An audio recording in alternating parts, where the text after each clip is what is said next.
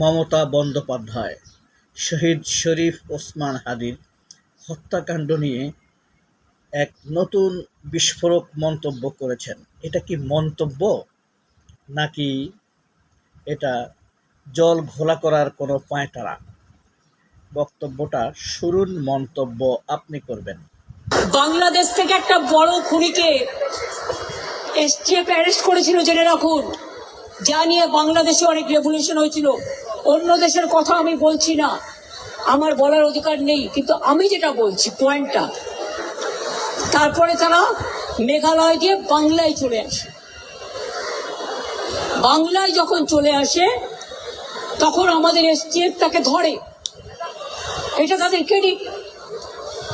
তারপরে home minister নিজে আমাকে ফোন করে বলছেন, এতদিন তো আমি বলিনি, মুখ করিনি, আজকে অত্যাচারের শেষ সীমায় গেছেন বলে। কারণ এটা জানে, আমি এখনো নামটা বলছি না, ভদ্রতা করে, বাংলাদেশের লোক উত্তাল হয়ে যাবে। আমি সেটা চাই না, আমি দেশকে ভালোবাসি, না বলবো না দেশের স্বার্থে। কার কথা বলেছে জানেন? অমিত শাহ এবং মোদির কথা বলেছে। এই ঘটনার সাথে সম্পর্কিত শরীফ ওসমান হাদির বড় ভাই একটু লোভী প্রকৃতির। দেখুন, তার দুই সময়ে দুই রকম দুটি মন্তব্য। শরীফ ওসমান হাদি যখন শহীদ হয় তখন সে সরাসরি এই মন্তব্যটি করেছিল, শহীদ ওসমান হাদি হত্যার প্রেক্ষাপট তৈরিতে আমিরে জামায়াতের একজন পিএস জড়িত। হাদিকে ঢাকা ৮ থেকে সরিয়ে দেওয়ার জন্য ব্যাপক প্রেশার আমাদের উপর। এটা করেছিল শরীফ ওসমান হাদি শহীদ হওয়ার ৮ দিন পর। আর গতকাল শরীফ ওসমান হাদির এই ভাই আরেকটি মন্তব্য করে। দেখেন এই বাম পাশের মন্তব্যটি, শহীদ ওসমান হাদির খুনের সাথে ইন্টিরিম সরকারের কয়েকজন উপদেষ্টা এবং বিএনপি সরকারের কয়েকজন এমপি মন্ত্রী সরাসরি জড়িত। সম্পূর্ণ দুই রকম মন্তব্য। এই লোভী বড় ভাইয়ের ব্যাপারে শরীফ ওসমান হাদির সম্মানিত স্ত্রী একটি ফেসবুকে স্ট্যাটাসে জানিয়েছেন উনি লোভে পড়ে গিয়েছেন, ভারতের কলকাঠিতে পড়ে গিয়েছেন। যাই হোক, আমরা দেখি আজকের দৈনিক আমার দেশ পত্রিকার প্রধান শিরোনাম, আদালতে বিভীষিকাময় বর্ণনা, অজরে কাঁদলেন রামিসার বাবা।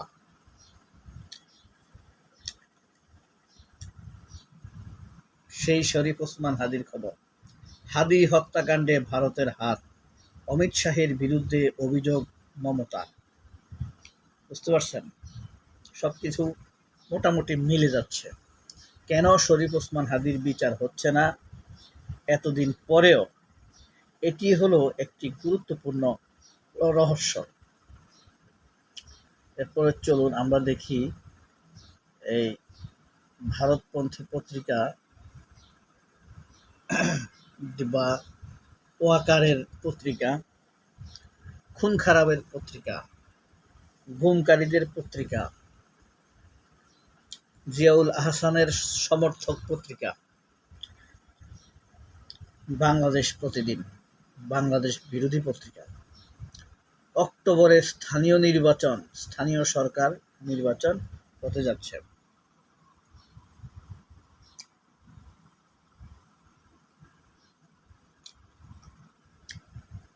এরপরে কালের কণ্ঠ দেখি আমরা,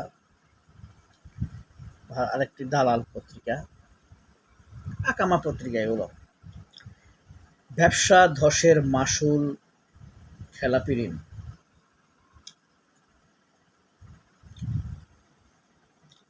বড় চ্যালেঞ্জ মূল্যস্ফীতি নিয়ন্ত্রণ ও রাজস্ব আয় বাড়ানো।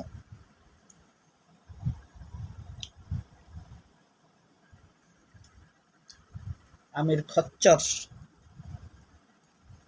অর্থমন্ত্রী।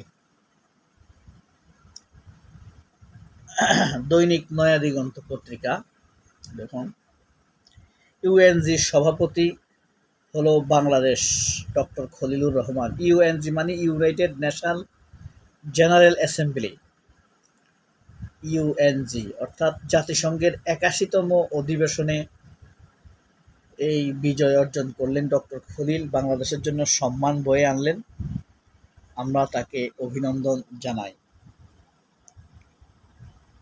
প্রধানমন্ত্রী প্রথম বিদেশ সফর করবেন মালয়েশিয়ায়। যাই হোক,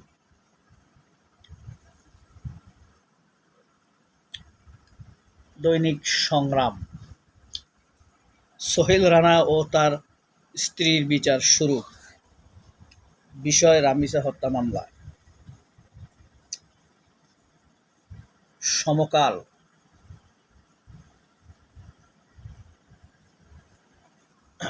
জাতিসংঘের সাধারণ পরিষদের সভাপতি বাংলাদেশ। তাপদাহের বহুমুখী প্রভাব, প্রস্তুতি কম, জাতিসংঘের সাধারণ পরিষদের সভাপতি বাংলাদেশ।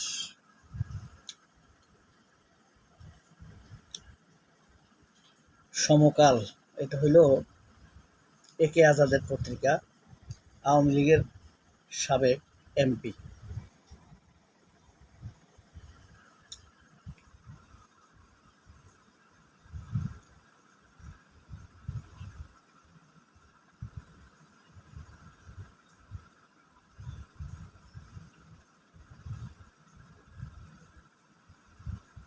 যাই হোক,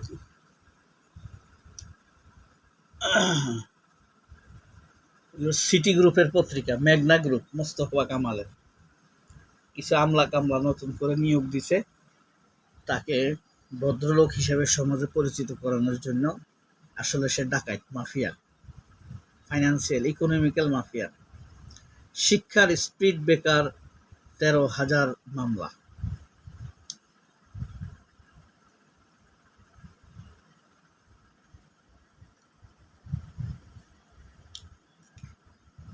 দৈনিক মানব জমিন,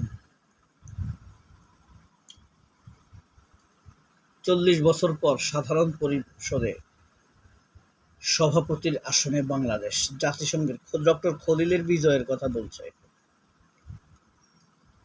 সুন্দর নিউজ।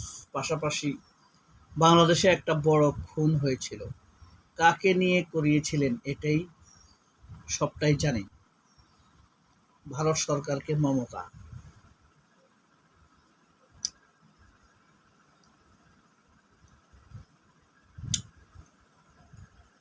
বিশেষ ছাড়ে খেলাপি ঋণ ঊর্ধ্বমুখী। বুঝতে খেলাপি ঋণের অবস্থা কোন দিকে যাচ্ছে।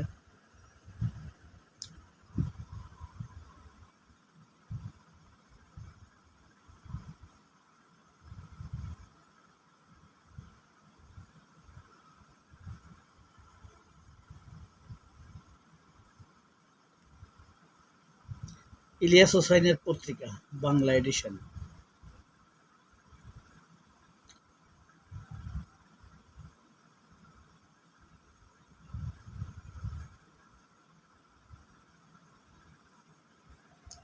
খুনি তোফায়েল আহমেদের মৃত্যু ইতিহাসের দায়মোচন।